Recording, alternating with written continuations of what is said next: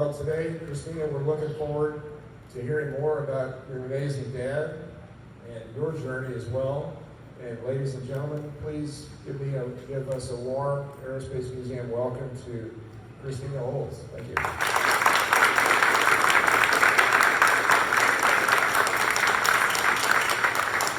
everyone. It's such an honor for me to be here and to be invited. And it's been a year and a half since I've done these talks, and what a great way to start back in the routine that I love traveling and meeting people and seeing old friends and meeting new ones, and I have a lot of wonderful familiar faces in this crowd. Okay, I'm going to basically tell you the story of a boy who loved to fly. And with every person who loves to fly, an influence comes from someplace. Either they've seen a movie, or they have a father or an uncle or a brother or a sister or somebody who's flying and convincing them to get out there. And of course, my dad was influenced by his dad. So I'm going to start off this story by showing you photos of my grandfather, Major General Robert Olds, and how my dad grew up under his influence, because he's a big part of this story. I've actually also been working on a book about my grandfather. It's a much more complex book to write than Fighter Pilot, which I completed and was published in 2010, because of all the amazing people who served next to my grandfather during World War II. So asking everyone's patience while I work on that, because there's another one I'm working on too right now, and I'll tell you about that later. All right, Major General Robert Olds. Born in 1896, he got his pilot's license in Newport News in 1920. I can see. So there's young Bob Olds in 1922. He went right away to, he is in pilot training. Another one in the cockpit. And he went over to France in 1918 and flew as a pursuit pilot at the end of the war. And during that time, he became very much under the influence of Billy Mitchell. And Robert Olds became one of Billy Mitchell's boys. And you know, many of you know that Billy Mitchell was really pushing for air power back in those days. And the Army and Navy would have nothing to do with it. And so he was actually court-martialed for his ideas. And Robert was by his side during the whole court-martial series in 1925. So Robert was stationed in Hawaii, and that's where my dad was born in 1922. When he came back to the States, he went to Langley Airfield in Virginia, and he became the very first commander of the first squadron of B-17s. Built in Boeing, he flew several of them back himself, back across country. And then Robert became known for flying from Langley all the way down to Brazil, and doing a goodwill mission down there, taking letters from Roosevelt down to President-elect Ortiz, and back, and letters back. Because of course, we were trying to keep all of those guys down there, our allies during World War II, which worked out a lot later for us. There's Robert in the cockpit on the left. And he had sort of a personal B-17, number 10, that he flew everywhere. And here he is leading a flight over Manhattan in, I believe it was 1937. And during this time, Robert became so well known for his exploits that cartoons appeared about him in newspapers across the country. And those of you close enough to the screen can see who wrote this: Captain Eddie Rickenbacker. And also, Hollywood came knocking at Robert's door when the B-17s were making a name for themselves, and asked him to come be the test pilot and the tech advisor for a movie called Test Pilot, with Clark Gable, Myrna Loy, and who's that? Spencer Tracy, thank you.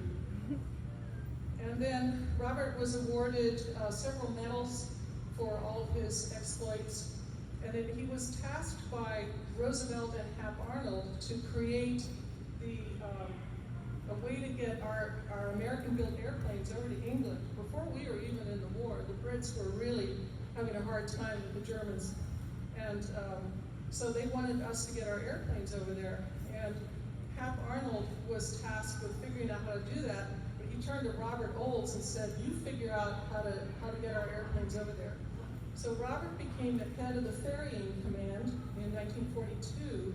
The interesting thing is that people don't know is that Robert Olds was the very first person who said women can fly these airplanes over the ocean. Let the guys fly combat, and let's enlist our women with pilot licenses to ferry these aircraft over there. This was before Jackie Cochran got into the act. So Robert started the WAFs, Women Air Force Services pilots. I always forget how that goes. And he started that up, and then Jackie put pressure on Eleanor Roosevelt and she wanted to have her own group of women who were separate from the Army Air Corps. And eventually they ended up merging the two to become the WASP. Now interestingly, if the women who were flying had stayed with just the WAFs, they would have been recognized as veterans after the war. But because the WASP became a separate entity, they weren't afforded any recognition or benefits or anything until decades later. So that's a really point of pride for me, and I'm putting that in my book about him. So he became commander of the 2nd Air Force in 1943, which actually, the Pacific Northwest, all the airfields up there were training pilots in B-17s and B-24s. Jimmy Stewart was one of the pilots who were trained up there. Then Robert got ill with he had a heart ailment, and he died at the age of 46, a major general, a month before my dad graduated from West Point, and he made it just in time. After he passed away, this is one of the Liberty ships that were cruising in the Pacific, repairing aircraft in different fields and islands, and so the Major General Robert Olds ship became a Liberty ship. I need to take the top off of the water. Oh, I have someone to hold my mic. I love that. All right, so enter Robert Olds. He went to West Point in the class of 1944, but he ended up turning into the class of 1943 because they wanted to get the guys off to war pretty quickly. So they didn't take out any of the training. They compressed all of their academics, their military training, into 3 years. And my dad was also playing football at the time and taking pilot lessons up north of West Point. He became an All-American tackle at West Point, became very well known for that, and there he is standing in the middle in the back. I love the young man on your left, whose buttons look like they're going to pop right off, and then the guy on the right needs a little help with his posture. So in between semesters, my dad was taking flying lessons up near New Paltz, and then after graduating, he went to Oklahoma and trained there right after graduating. And after that, he went out to Lomita Field in Torrance, California, to train in the P-38s. And that's actually known as the Zamperini Field now. If any of you guys get down there, the Western Museum of Flight is a lovely place to visit because they have all the original scrapbooks and photographs from the training squadrons that went through there during World War II. So there he is, one of his P-38 trainers. That leather jacket he has on, I found it last year. It disappeared for years.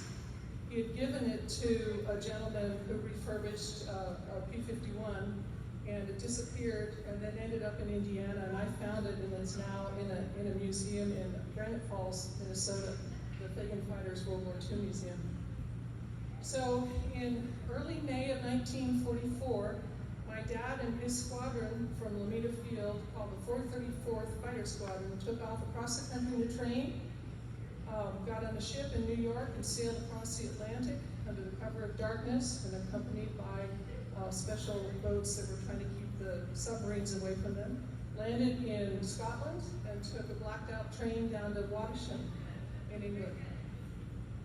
And there he started flying a scant 2 weeks before D-Day. And here you'll see the numbers. It looks like the CAT, Roman numeral 2. It's actually SCAT, S-C-A-T. My dad's roommate at West Point was named Scat Davis, and Scat dearly wanted to fly, but he was colorblind. And he washed out of pilot training and was just so brokenhearted. And Robin said to him, "Don't worry, I'm going to take you flying with me for my entire career." So he named every one of his aircraft Scat after his buddy, all the way up to Scat 27, the F-4 he flew in Vietnam, which is in the Air Force Museum in Dayton. So there are now, I believe, 5, there might be 6. I have to check on that. Only 5 flying P-38s in the world. This one that you see there is owned by Fagan Fighters in Minnesota. They contacted me 4 years ago and asked if they could rename their P-38 in honor of my dad. I said, of course. And it flies in air shows all around the country, and especially at Oshkosh. It's just a magnificent airplane. So the first, right after D-Day, my dad flew 3 missions on D-Day, and their job was to go down and parallel the beaches and make sure that the Luftwaffe wasn't coming up to fire on the kids that were landing in the boats. Well, that day the Luftwaffe never came up, and my dad told me he had nightmares for years because he really believes they could have saved thousands of lives, but their orders were only to fire on the Luftwaffe. But while he was paralleling the beach in his P-38, he could see the Germans just 200 feet away firing down at the boats and the boys coming onto the beaches. And so my dad said it was really, really hard for him to get over that. It was his first time he really wanted to disobey orders. He didn't perfect that for years later, and then he did. So he became the first ace of not only the 434th Fighter Squadron, but the 479th Fighter Group. Shot down 5 basically within his first month of serving with the squadron, first 2 months, I believe, and then went on to down 13 enemy aircraft during World War II and destroyed another 12 on the ground. Halfway through his time at Wattisham with the 434th, Hub Zemke brought the Mustangs up from Europe. And the Mustangs started replacing the P-38s at Wattisham. And of course, Robin jumped right away and wanted to fly that Mustang. And here he is with Scat 5. Here's another one, Scat 5. This next one, this is actually the only photograph I have of him flying. This was Scat 6, I believe, and taken from a B-17 that he was flying beside and helping to protect.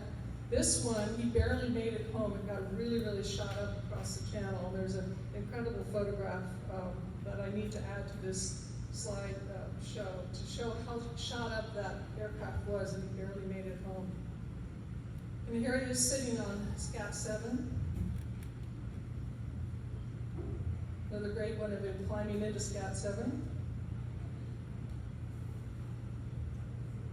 So there is a Mustang named Scat 6, which is a beauty. It lives in Louisiana, and apparently from the pilots who fly it say it's just an absolute dream to fly. We have over 100 Mustangs still flying, and they are always the stars of air shows. Anytime you can have an opportunity to go to an air show, you will see Mustangs flying. And Scat 7, which is the original Scat 7 from World War II, went through a couple of really bad crashes and got rebuilt.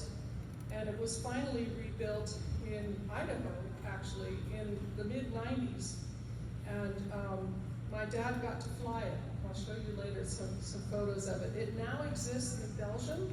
It's owned by a Belgian industrialist, and they have a foundation built around it. And both my daughter and I have had the great honor of flying in the back. They turned it into a 2-seater. We have flown in the back of that Mustang over the same lands that my dad flew over in World War II. That was a day. So in around February of 1945, the squadron commander of the 434th Group was killed. And 25 pilots went over with the 434th, and only 9 came home. On the day their squadron commander was killed, my dad became the squadron commander. He was 22 years old and a major, sitting in the middle there on the bottom. And here's young Major Ronald Olds. Yeah. When the war ended, he stayed with the squadron over there. They thought they were going to be sent to the South Pacific, but he stayed there to wind down in England through the summer of '45, and then came back over to the States. And his first assignment, which he couldn't believe, was as assistant football coach back at West Point. My dad, he lasted, I think, 2 months, 2 or 3 months, and said nuts to that. And he went down to the Pentagon and pounded on desks and doors and friends of his dad's and anybody he could find to get him out of that West Point assignment. And he said, I want to go fly the new jet. Send me to California. I want to go fly that new jet. So they did. They sent him out to March Field, where the P-80 Shooting Star was ready to fly. And you can see there the handwritten Scat 10, right? Well, this was right around when the Air Force was becoming official in 1947, and the Air Force said, no more naming of aircraft, no more nose art, no more putting numbers or names on them, and no more painting them. So my dad apparently got paint on his own and went out and painted the name on them.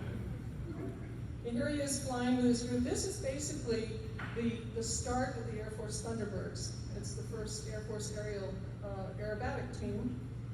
And in the couple of years after World War II, the Army Air Force turned into our United States Air Force, and it became quite a PR campaign across the country to introduce people to what this new Air Force was all about. And so this group of four young guys would fly these P-80s back and forth across the country, barnstorming. They'd land in fields in Nebraska or Arkansas or Virginia and jump out of their planes and sign autographs. And people who'd never heard a jet engine before would come crowding out to the little airfields to find them. And this is a photograph that he said they were all trying to figure out if they could make it to Washington, D.C. in time for dinner. I love that. And I love this photograph of him next to the P-80. During World War II, the guys were able to watch Hollywood movies in blacked out concert huts at the bases. And one particular young actress my dad became enamored with was Ella Raines. And she had been in Tall in the Saddle with John Wayne. And my dad decided he wanted to meet her. He was able to meet her when he was at March Air Force Base, because that's right near Hollywood. And my mother, when she met my father, was dating Clark Gable. And she dumped Clark Gable within a week. And became engaged to Robin Olds. And they were quite the power couple, a beautiful couple in those days. And she took this photo of him in a stream, I think in Northern California. They used to come up to Tahoe all the time. And she was a well-known actress at that time. And they got married in February of 1947. We are at their wedding in Beverly Hills. And he told her, he warned her before the wedding. He said, Ella, you need to understand something. You're an actress. I want you to keep acting, do as much as you can. I'd like you to live with me wherever I am, but you need to understand something. I'm a fighter pilot. I'll always only be a fighter pilot. I'm not going to do anything else in my life but be a fighter pilot. So you need to accept that before we get married. Little did she know, she accepted it. They got married, and that became a story for the rest of their lives. So his first assignment was back to his beloved England. And here he is. He was the guest commander of RAF Squadron 1 at Tangmere. And there are the meteors behind him. So RAF Squadron 1 loves him still so much that they've built the Robin Olds Bar at their base in Scotland. And my daughter and I were able to visit there and party with them. The bar is right in the hangar above all their aircraft that they're flying right now. Then he came back to the States. Mother was going back and forth from Hollywood to New York. She had an apartment in New York City. And his first assignment back after England was as operations commander at Pittsburgh Air Base. This photo is the quintessential Robin Olds, I hate a desk job face. And he also hated paperwork, And he was told he had to file reports every day about everything that was happening on the base. He said, but nothing's happening. What do you want me to write about it? Don't argue with me, you just report on everything that's happening during the day. So he would fill these legal pads with things like, 0500, mouse ran across the floor. 0505, another mouse, need to find mousetrap. 0519, searching through desks for mousetraps. 0523, should not have opened Tommy's drawer, he's going to get in trouble. 05, set the mousetraps. And then he would list the times that he could hear the mousetraps catching the mice. That was my dad. And meanwhile, Mother had this apartment in New York City, and I was born in New York City in 1952. I'm the one with hair there, and my sister was born a year later. And my mother suffered from that disease of women in the 50s that dressed all their children alike, like them. And so every little outfit we had were copies of what she had, whether it was raincoats, riding outfits, ski outfits, blue jeans, little party dresses, whatever it was. My sister and I were dressed completely alike. Right after this time, he got sent back over to England, and she went over too and had a townhouse in London. She was filming a couple of movies over there. And then he got sent down to Libya in 1956. And his job was to establish the gunnery range out in the desert, where all the pilots who were flying in Europe would come down and practice gunnery out in the desert. Well, my mother just didn't want to live in Libya. She didn't want to take us down there, and definitely not live on the base, because all the officers' wives are basically living in trailers along the flight line in those days. So she rented a villa. That's my first clear memories of being in Libya and being in this white-walled villa surrounded by servants. So I never got a full experience of base life in Libya. And he was flying, is that the F-86? No, that's a 100, right? Okay. This is what he flew during that time. And I'm not sure what this photo is about, but it is from that time. And it was probably something funny he was creating. He did start a car club and had a Porsche and would race around the field there. He also started a football team, and the pilots would come down every 2 weeks and scrimmage against each other, play football. And right at the end of this time, in 1958, he got the word.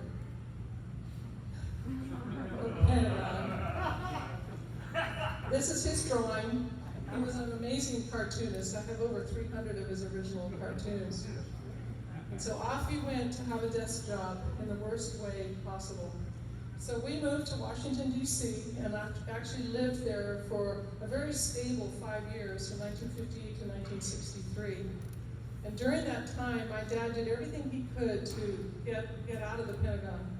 He worked really, really hard. He was down in the D-ring, down some deep steps, and was always complaining. I could tell he wasn't happy during that time, but he was always taking us on vacation. So here he is sailing in the Chesapeake. And we also went out to Sun Valley in Idaho to ski. And then in the summertime, we'd go to Jackson Hole, Wyoming, and stay in a friend's ranch. And he would fly in and out whenever he could. He'd come join us. So in 1963, he got sent back over to Bentwaters Air Force Base in England. Woodbridge and Bentwaters, twin bases. And he was the wing commander of this base.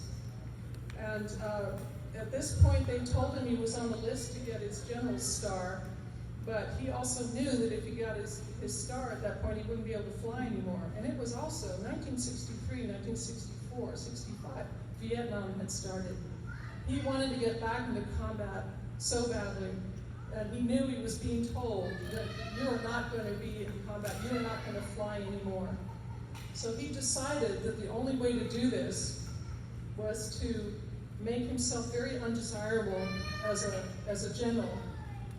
And he, this was him speaking in command of that wing there.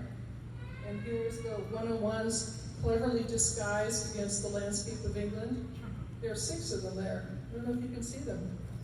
So he decided, all right, I want to go to Vietnam, I want to lead the men in combat, I want to fly combat again, how am I going to do this?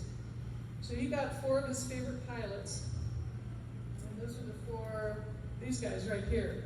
And they were going to devise an aerial demonstration for an open house at the base. And this was the open house that day. And beforehand, he took his 3 pilots and they would go practice in the 101, the victories, which are not designed to be aerobatic aircraft, off the coast of England and practice. And when they came in during that air show, and I remember clearly being on the ground, these 4 jets flew in low over the airfield. They did a bomb burst. They came from all 4 corners. They came in inverted, broke several windows. Cows fell over in the fields. People were screaming. And when this was all said and done, he got hauled in front of his commanding general's desk. And the commanding general said to him, "You are never going to be a general." And he ripped up his promotion papers in front of him. My dad's standing at attention. And he said, "You're exactly the kind of disreputable young officer. We're just going to ship off to Vietnam." And my dad said, "Yes, sir. Thank you, sir." And turned and walked away. That's how he got to Vietnam. Now, he had to be punished for a year, and he was sent to Shaw Air Force Base as I believe he was a vice wing commander there. But during that time, he also went out to Davis Monthan and trained in the F-4. So in September of 1966, he left, and we were living in Washington, D.C.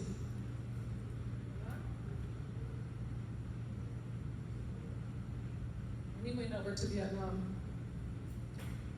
He took command of the 8th Tactical Fighter Wing at U Ban in Thailand, and arrived there to a greatly demoralized group of pilots. And it was not only U Ban pilots that were demoralized, it was Da Nang and Karat and all the young men that were flying in combat during those times. The losses were tremendous.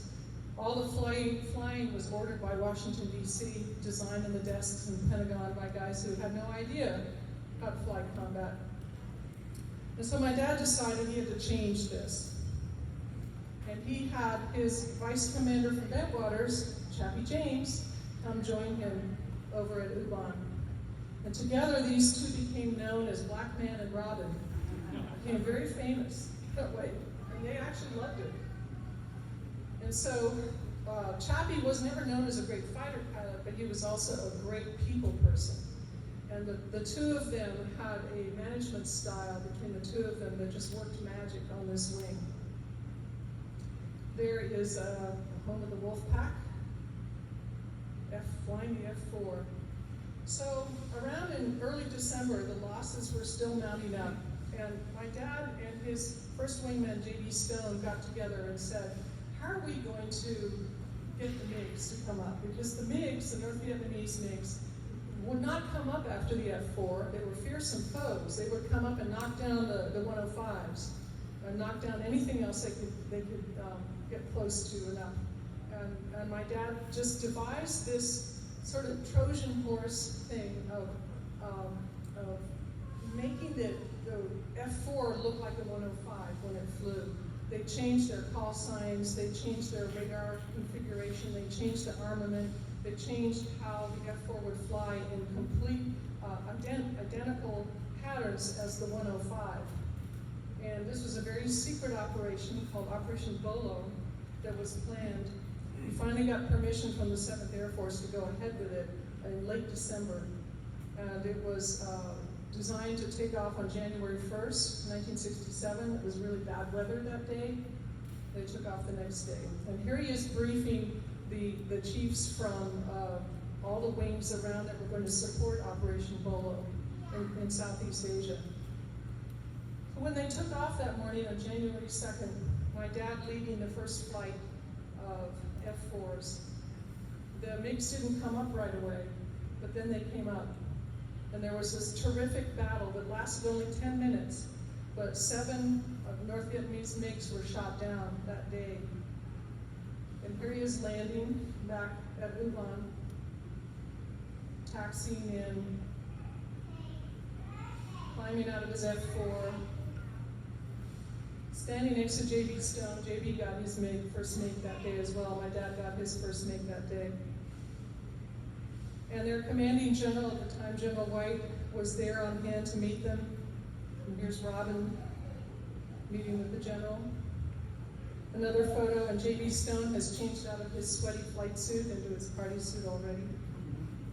And they debriefed on this incredibly successful operation. January 3rd was a Monday, and it was the first day that my sister and I were back at school after Christmas break in D.C. And I remember coming out of our front door at the time, totally unaware of what was going on, and our lawn was covered with reporters, and there were camera vans out in the street. And a very famous TV anchor at the time came up to me and stuck a microphone under my face. I was 15 years old, and said, "How do you feel about your father being a murderer?" And I had no idea what had happened. I didn't know if he was dead or if he was alive, what had happened. And my sister burst into tears. And I remember saying, I don't know. And the bus driver got out of the bus and came and gathered us up and put us in the bus and took us to school, where we stayed in the principal's office all day. While the news came in, we found out he was alive, and we found out what had happened. And the country was really going, there was a lot of news about Operation Bolo that came out at that time. But that's what the tenor of the times, you know, those of you here, several of you who lived during that time remember what it was like. About a week later, more F-4s went up and they got more MiGs. And so effectively 1/3 of the North Vietnamese Air Force was downed by the 8th TAC Fighter Wing. And they didn't come back up for 2 to 3 months while they regrouped. And halfway through January, my dad decided that he wanted to grow a mustache. This is a brand new photograph. I have found a box of slides that were taken with my dad's camera from that time, and I had them all developed 2 weeks ago. So I have some amazing new photographs that are going to be slowly shown. And so he decided to grow this mustache. This is the first time I've seen him growing the start of this iconic mustache. And he grew it, and he grew it, and he grew it.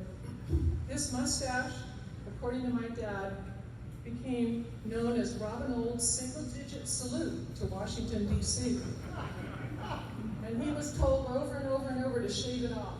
The telexes came in, the colonels and generals flew into the base. You're a disgrace, you're a bad influence, you're not disciplining the troops. You need to shave that damn thing off. And nope, he didn't. And he didn't. He grew it, and he grew it, and he grew it. And it became iconic. This mustache has its own Wikipedia page. And a wonderful annual event started decades ago called Mustache March. And around the world, all the pilots at bases, and a lot of retired pilots too, will grow their mustaches starting on March 1st and grow them all the way to March 30th and then shave them off. And I've had the distinct honor of judging several of those contests. And it's pretty bad because no one is allowed to grow them out of limits these days. You can't go beyond the edge of your mouth or over the vermilion of your lip. So I've taken rulers and magnifying glasses and I've had great fun at different bases during their competition. My dad was loved by his men who flew with him and served with him on the maintenance crews. He loved his maintenance crews so much. One of our biggest veteran groups is called U.S Vets, and they meet still every year together. And the reason they loved him was because he was a people person. He would go out and get to know everyone's names. He would take a 6-pack of beer out on a flight line at 3 a.m. and sit with the guys who were maintaining the jets. He'd ask them where they were from. He'd ask them about their families, what they wanted to do after the war. He'd also say, if you have any problems, if you need anything, please let me know. I've got an open door in my little office trailer. You don't need to go through channels. I want to know what you guys need, and I want you to know I've got your back. And so that's why he became so loved. I mean, we need combat commanders like that. We need commanders like that all across in every corporation, whether it's military or not. During that time, there was a young man named Lance Sejon who got shot down, and Lance had this monkey, and my dad ended up with this monkey in Uban. He was a great animal lover, but he was also a tremendous prankster. So he loved to take this monkey into the officers' club and set it loose, where it would run up and down the tables and stick its fists into people's drinks. It would run up behind the bar and knock the bottles off, and the little Thai waitresses would run screaming from the bar. Well, what he also loved to do was set the monkey loose in pilot rooms when they were out on missions. Now, these are very destructive little beasts, you know, and the pilots would come home and there'd be monkey poop smeared on the walls, things ripped apart.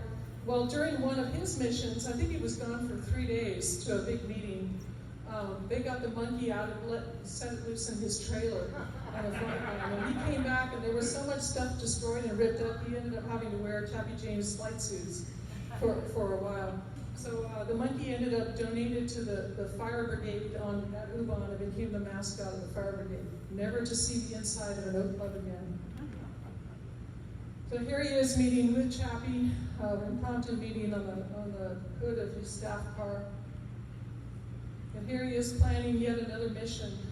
My dad was also known for loving maps and statistics and photographs, and he was always a part of planning the missions.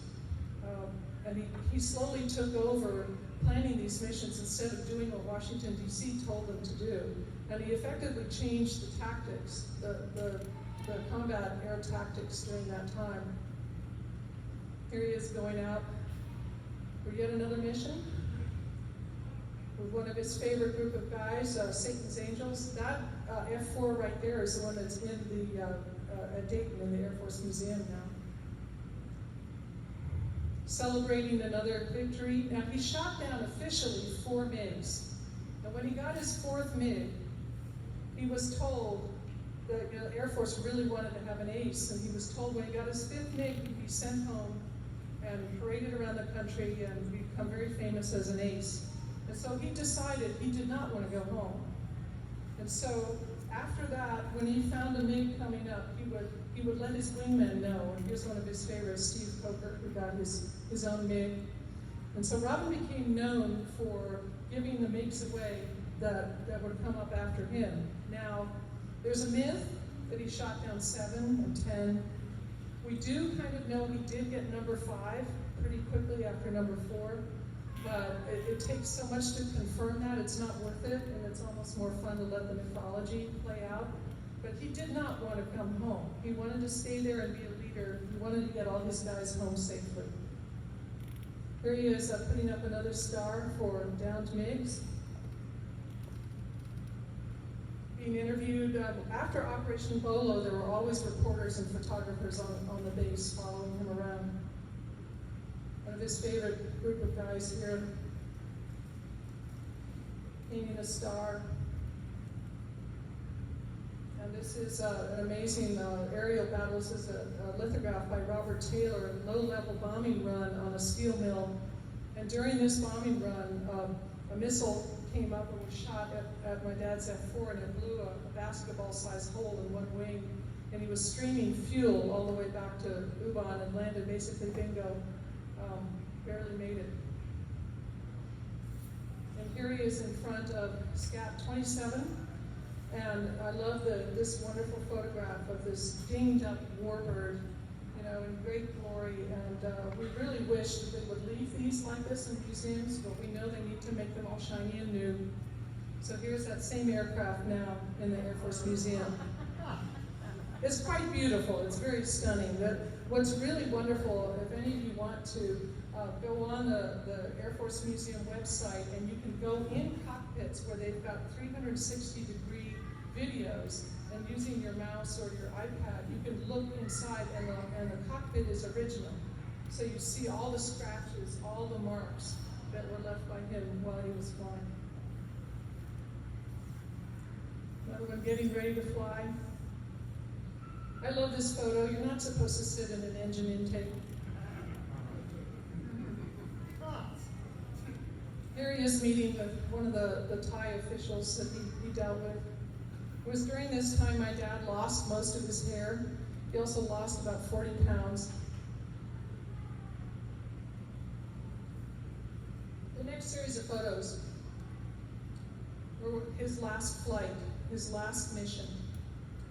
And when you fly 100 missions, you were basically sent home. A lot of guys went back and flew more missions, but he knew because of his age and because of being a colonel that he wouldn't be coming back to fly combat as much as he wanted to. And so he was very, very sad to leave Ubon. And during his last day, his last flight, he had marked all the way through his time there, his missions. When he got 96, he'd erased them down to 84. When he got 92, he'd erased them down to 87. And he kept doing it and erasing and erasing. And it was the last day he filled in all of his missions. 152 combat missions as a full bird colonel, 44 years old. So the next group of photographs I'm just going to scroll through without speaking, because the photographs tell the story of his last flight.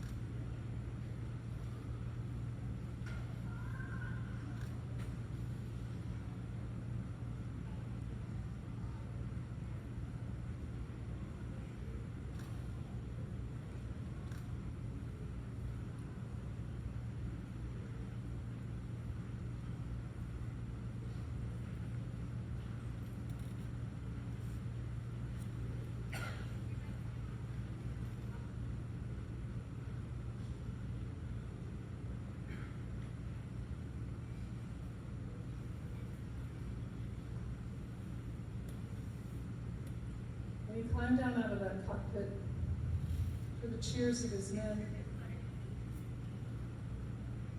And this became the iconic Ronald's photo, portrait from that time, a quintessential fighter pilot, gray, balding, full mustache. And then this is the cover of the book, because he told me that the proudest moment of his entire life was when he climbed down from that cockpit. He was picked up and carried on the shoulders of his young men, his young captains and first lieutenants and majors, and carried on their shoulders like a hero into the officers' club. And he had the original photograph of this hung over his mantle. So it was my choice to make this the cover of the book. So they went into the officers' club, and there ensued a wail of a party, a very teary farewell speech. And here he is, probably about to tell a joke, telling everyone to be quiet. And that ring he's wearing on his right hand is this ring here. I had it sized down to 3 sizes after he passed away, and I wear it all the time. And this was his final speech before he left Ubon. To wish the guys well, tell them Godspeed, do your job, come home safely. So he landed back at Andrews Air Force Base. I think it was the 2nd of October, 1967, and we met him. It's my mother on the left. And my sister Susan wrapped her long hair around her nose like a mustache. And this ended up in newspapers all around the country. And then he was whisked in to talk to Johnson in the White House. And President Johnson said to him, "So, Colonel, tell me how you think it's going over there." And Robin said, "Sir, you need to tell me how it's going. You're the one who needs to tell the people how it's going." And Johnson said, "Well, you know, what should I say?" And Robin said, "You tell them that we could win this war, but you're not letting us win this war." And Johnson said, "Well, son, I can't declare that. It would be an act of war." Remember, it was a conflict. It was never declared war. And then my dad said to Johnson, "It's simple, sir. As my commander-in-chief, get us out of this goddamn war. The way to end it is to win it, and we can win it." Well, that made all the newspapers the next day. And this cartoon appeared in the papers of Johnson holding his fainting press aide, his official Vietnam line, and Robin Olds holding the smelling salts under there and saying, "It's simple. The way to end the war is to win it." He became infamous for this. And there he is debriefing all the chiefs of staff, most of whom were very angry at him for this. He was told right after this debriefing to shave that mustache off because he was being sent to the Air Force Academy as Commandant of Cadets. And so he finally shaved that mustache off and showed up at the academy. We all drove across the country and to find that the cadets had painted 4 stars on his chair in honor of the 4 MiGs he had shot down. And he went into this job at first really not happy, but he ended up loving it right away because he loved the youngsters. And he was with them as much as he could. He would go out and train with them, the freshmen who are trained so hard in Jacks Valley, the doolies, before they even start their freshman year. And there would be Ronald Olds running along beside them in combat boots and wearing a full pack as their commandant. And while he was at the academy from 1967 to 1971, the whole tenor of the Air Force Academy at that time changed. Chappie James came in and they would sing at all the dining ins for the graduating classes. And one time Chappie, who was moving up the ladder quite quickly, had got hold of an F-4 at Davis-Monthan and flew up, and it was his intention to show off over the Air Force Academy. And my dad found out, and he got his own F-4. And there ensued the damnedest aerial battle that anyone had seen over the grounds of the Air Force Academy, with these 2 generals fighting it out in their force. During that time, Robin also traveled around the country trying to explain to people, look, you're hating the military. You're blaming us for what's going on over there. Wrong. Talk to Washington, D.C. We just follow orders. We're working for all of you. We're working for the politicians in D.C. We are doing our jobs as we're told, so please, get your facts straight. He did have to become a general during this time. He got his star. And my sister and I were living at the Air Force Academy, and then I went back to school for my senior year in Washington, D.C. Here's my mother and father at the Air Force Academy. And she dearly wanted to go back to Washington, D.C. at this time, or go back to Hollywood. She was getting very antsy to get back into acting. Here's another photo of my dad at the academy. And the day he left the academy, and we did go back to Southern California, to Norton Air Force Base. He was the Inspector General of the Air Force for 2 years. And during that time, my mother really wanted to stay there, and he did not want to stay there. So unfortunately, their marriage lasted another year after he moved up to the mountains of Colorado, which we had learned to love during our time at the Air Force Academy. And they divorced a year and a half later after his retirement in so he retired in 1973, 30 years to the day that he had graduated from West Point. And before he retired, he had tried desperately to give his star back. Vietnam was still going on. He begged to be sent back to Vietnam and bring the boys home safely. They said, no, you're never flying again. So his retirement day was not a happy affair. It was very, very quick. He jumped in the car. We had 2 cars. I drove one, and he drove one. It was already loaded, and we headed to Colorado.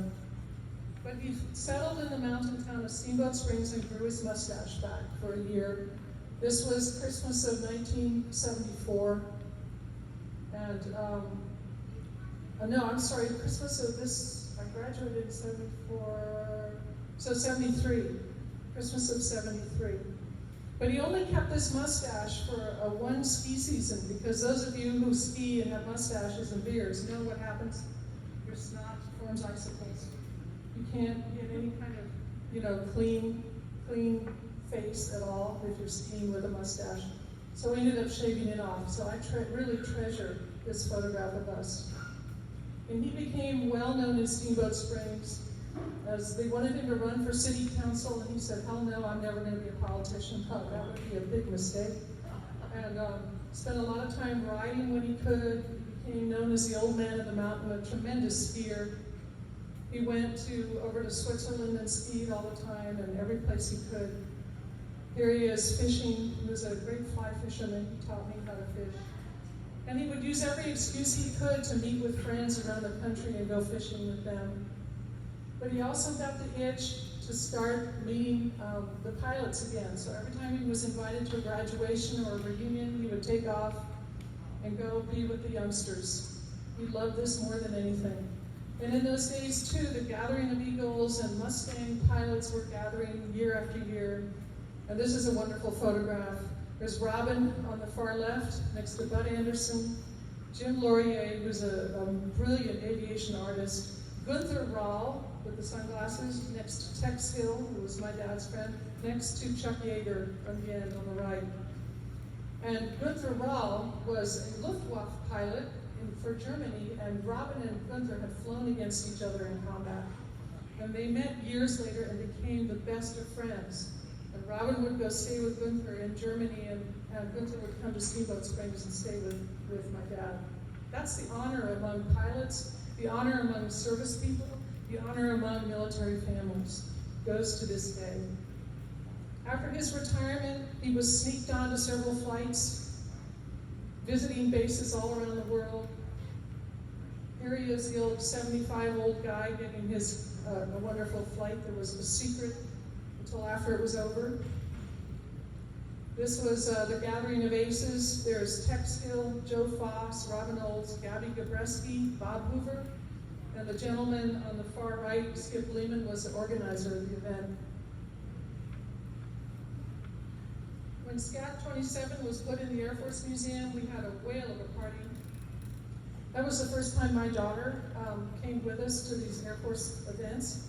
My dad had tried to protect me up until the age of 17 or 18, but then he started taking me to fighter pilot events. No, we never would tell anybody who I was, that I was his daughter, but I'd come in on his arm, you know, the 19-year-old. And so the pilots were all, ooh, Robin. And here he is singing fighter pilot songs. That's Bob Hoover behind him. Actually, Chuck Yeager is out of this photo to the right. Everyone's singing. And then Jim Shuttleworth in Indiana called Robin and said, I have found SCAT 7, your Mustang, in crates, and I'm going to rebuild it. How'd you like to fly it? And he said, yes. And he said, okay, Robin, but you've got to get your private pilot's license in order to fly this Mustang. And of course, Robin said, nuts to that. I don't need a goddamn. But he ended up getting his pilot license and then flying a Cessna in the little airport of Steamboat Springs, Colorado. I knew kind of that he'd gotten his license very quickly, like in 3 weeks or something, but I didn't know until about 5 years ago when I was signing books at an event in Las Vegas. And this guy came up to me at the table and said, Christina, you need to know I was your father's pilot instructor when he got his private license. And I want you to know that I had to throw away a pair of pants.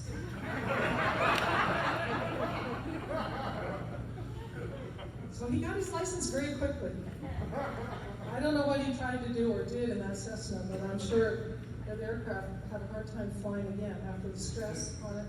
So my dad was a very, very happy boy the day he got to fly his Mustang again. And here he is flying over the fields of Indiana. That's a happy face, really happy face. And in 2000, he started taking me to the Reno Air Races, and this was Miss America, the Mustang, and an F-4 pulled up beside him. I was here with him that. And then he was nominated to be inducted into the National Aviation Hall of Fame. And he is the only man who is in the Aviation Hall of Fame and the Football Hall of Fame. And here is one young general, Robin Rand on his right. Robin Rand was named for Robin, and Robin knew his parents and bounced young Robin Rand on his knee when he was 2 years old. So the 8th TAC Fighter Wing at Ubon that my dad named the Wolf Pack on the morning of Operation Bolo moved from Thailand up to South Korea in 1975, where it still is at Kunsan Air Base. And the 8th Fighter Wing is helping protect South Korea from North Korea, along with Osan Base, which is right below the DMZ. And I've had the great joy of going over there twice. Kathy Cook came with me in 2017, and oh, what an experience that was. But my dad visited Kunsan, his beloved Wolf Pack, every year before he passed away. He always was over there, and so now I get to go over in his place. They have the Robin Olds room, known as Wolf 1, I'm known as the Wolf Cub. They have a tail from an F4 in there and all kinds of memorabilia, and I've given them a lot of stuff. It's a very, very special room. And in 2015, they were renaming the streets in the main avenue, Olds Avenue. And that whole wing is the Wolf Pack. It's still Ronald Olds Wolf Pack. There's Wolf Pack wheels for the bus system, the Wolf Pack Lodge for the quarters. And they have tremendous, tremendous pride, and it is known as the premier fighting wing in the United States Air Force now. Getting ready, they have 16 all loaded, and they shot this photograph a few years ago to tell Kim Jong-un, you know what, you really don't want to mess with us. And so during his later years, my dad would meet up with all of his great friends, Tex Hill. He would go to air shows around the country, and wherever he was, the pilots would gather around and listen to his stories. We went over to Duxford in England to the air show there, and he very patiently signed anything that people put in front of him, never arguing or complaining, just signed it all. And during his later years, I moved back to Colorado. I lived in Breckenridge, just south, 100 miles south of Steamboat Springs, and that's Colonel J.B. Stone on my right, who remains my very close friend to this day, and my dad. And during this time, I knew, you know, we talked about me moving to Steamboat, but I thought it was a really bad idea because every time my dad and I get together, we would party way too much. And he would tell pilots, Chris is coming for the weekend, she'll cook, come on. And so I'd go up there expecting to spend the weekend alone with him, and I'd find sleeping bags on the floor of his house. And all the pilots there to ski or fish or do whatever with him, and I would be cooking mountains of pancakes and spaghetti, and it was great fun. It was really great fun. So my daughter Jenny had her first Mustang ride in Scat 6 at Oshkosh in 2005. Here's young Jenny when she was 6 months old. I love this photo. And here I am in his arms when I'm 6 months old. And here's Jenny when she was 4 years old, making sure Grandpa was covered with stickers so Santa would find him before Christmas Eve. And this was at his 75th birthday party I threw for him, and people flew in from all over the world and Steamboat and Jenny. And this was the last photograph of the two of them together in the summer of 2006. In 2017, Jenny and I went over to Belgium and got to fly in Scat 7. And she is proud of her grandpa and is preparing herself to take my place if the story still needs to be told 10 or 20, 30 years from now. It will. I hope so. And so this is my sister on the right. My sweet younger sister lost her battle with breast cancer in 2018. This was our last photograph all together. This is the 4th of July in 2006, taken by J.B. Stone's wife. I love this photograph. And I was living in Vail. I had a big job with Vail Resorts. My dad was up in Steamboat, and he started to have problems breathing, and he was headed for a gathering of eagles at Denver Airport and called me in October of '06 and said, honey, I can't breathe. I don't think I can go. And I'm really dizzy. And I drove down to Denver, picked him up at the airport, and drove him home. And he got diagnosed with congestive heart failure. He had been a smoker, as many people were, all the way up through Vietnam. When he came home from Vietnam, I begged him to quit, and he did. He threw his cigarettes out. My mother kept smoking, and unfortunately passed away from throat cancer in 1988. And my dad struggled in his last few months. I moved into his house. I was his only caregiver. We had pilots come from around the world to visit and stay, and I had to schedule everybody carefully. We got letters and emails and calls from all over the world. I have 4 binders filled with emails and letters that were sent to him. And he passed away very peacefully on June 14th, 2007.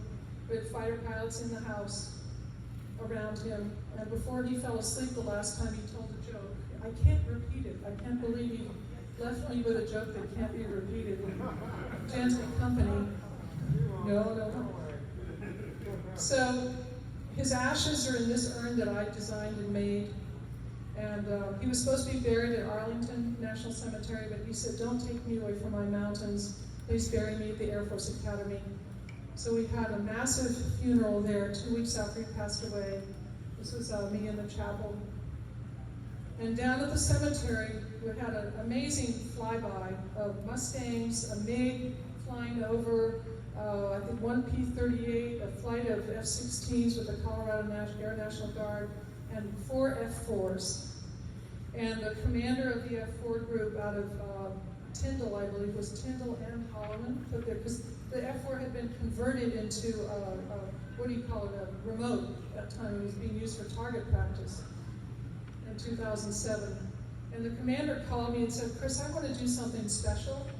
Normally number 1 doesn't pull up when we do a missing man formation, but I'd like your permission to do that. I said, go for it. So when these F-4s flew over low over the Air Force Academy Cemetery, and about 500 of us watching, E.T. Murphy pulled straight up and kept going up and up and up until he disappeared, literally, into the sun. And a guy sitting behind me in the rows said, lead is gone. My leader is gone. And amazing, what a day that was. And so Robin's grave at the Air Force Academy can always be found because there are bottles there. People will go drink a toast, throw a nickel on the grass, save a fighter pilot's ass. And even in the winter, you can find his grave because people will go and salute and sing fighter pilot songs and drink a toast. In February, I had kept back about a fistful size of his ashes. And in February, we got all of his fighter pilot buddies who were skiers together, and in Steamboat Springs, we skied up, and off of his favorite run, I tromped out onto the edge of the run and threw the rest of his ashes off of this cliff. And people threw nickels off of the cliff. Every year since then, and this was 2008 in February, every year since then, our group of skiers, now 80 strong, husbands and wives, and pilots and girlfriends, and current active duty and retired guys will get together in Steamboat. And when one of the old guys passes away in the group, the family will give us some ashes. And we have off of Robin's rest here, we throw their ashes off every year and drink. We have bottles of Jeremiah weed and tequila and scotch and vodka, little plastic shot glasses in our ski jackets, and we drink a toast to our fallen members of the group and ski on. 1,000 years from now, archaeologists are not going to be able to understand why there are 1,000 nickels off the edge of this cliff. It'll be a myth that nobody can figure out. I was in the middle at this point of writing the book. Before my dad passed away, he told me how frustrated he was. He had never written his book. All he had were loose notes and bits of paper here and there. And I told him, don't worry, Daddy, I've always known I'd have to do your book for you. He said, you will? You promise? I said, absolutely, I promise. He said, well, you're the only one I would trust putting my voice out there. And in fact, 6 months before this time, Tom Clancy had flown out to meet with Robin and ask him if he could write his biography. And my dad said, hell no, no one's going to put words in my mouth. So when he entrusted the job to me, I was so honored. And I set about it very seriously and wrote and wrote and wrote. It took me a year and 2 months to write that book, including the 2 months of organizing all his files and papers and trying to figure out where everything was. And in May of 2008, my friend Judy Nichols was in France, and she called me and said, I bet you need a break, come over. And I decided to go over and see Normandy for the first time. And I had kept with me about a quarter size of my dad's ashes in a little plastic baggie, the kind you put stamps in. And I took it with me over there. It was something I had intended to keep and put it in a locket, but I just decided that I wanted to put his ashes at Normandy. And when we arrived at the American Cemetery, those of you who've been there know how overwhelming it is when you come into the field and see thousands of white crosses in front of you. And I thought, why on earth did I think that I could put his ashes here? Where was I going to put them? And then I saw the trees over on the edge of the cliff. And it was a very rainy, windy day, very much like D-Day had been for him. And I walked over to the path. It was right before closing. We got lost. It was so we were right there before the closing of the cemetery that day. And I found a tree that I could climb up into at about 6 or 7 feet in the pouring rain. I was holding onto the tree, and I took this little baggie out of my back pocket and opened it, and there was a hole where the branch connected with the tree trunk. It was a nice deep hole, and I dumped the last little bit of my dad's ashes in that hole to signify that he flew over on D-Day and to put him back with the guys. When I climbed down out of that tree, my feet hit the ground. I had no idea at that time that the American Cemetery plays our American National Anthem on their carillon bells at closing every day at 6 o'clock. Feet hit the ground, National Anthem comes on, pouring rain, I stood there weeping. And a French groundskeeper came up in a golf cart covered with plastic and jumped out and said, "Oh, Madame, do you have a relative here?" in his broken English, and I said, "No," in my broken French. "Mon père was an aviator in World War II." This young guy threw himself down on the ground on his knees in the pouring rain and held his hands up to me and took both my hands in his and said, "Thank you. We never forget. Thank you for your father's service and all of his friends and the people who are here. It's my honor to meet you. Thank you." Really.